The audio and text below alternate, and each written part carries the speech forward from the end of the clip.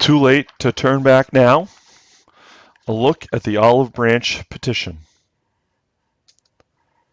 When news of the Battle of Bunker Hill reached the Second Continental Congress meeting in Philadelphia, they were put in a difficult situation. The First Continental Congress had left Philadelphia in the fall of 1774, having made recommendations of continued boycotts in the face of the Intolerable Acts.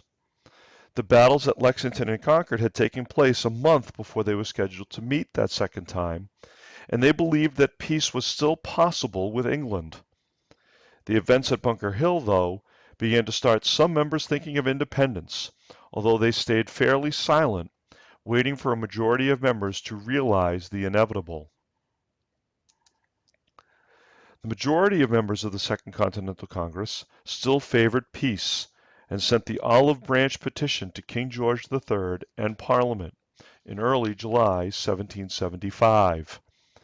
This document was written primarily by John Dickinson of Pennsylvania and stated that the colonists merely wanted to be able to negotiate the trade and tariff laws that had been imposed on the colonies and pay the same level of tax as those in England.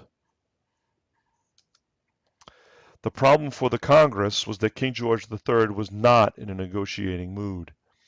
He had already received word on the battles at Lexington and Concord, and at Bunker Hill, and a letter from John Adams stating that war was inevitable and that the colonists should devote some time and money to raising an army.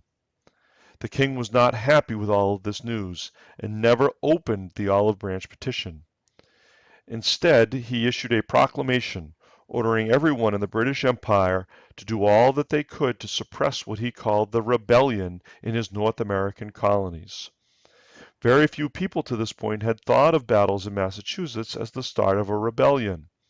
But what King George III did in his proclamation was to divide the colonists between complete independence or submission to the king, and forced many to choose independence.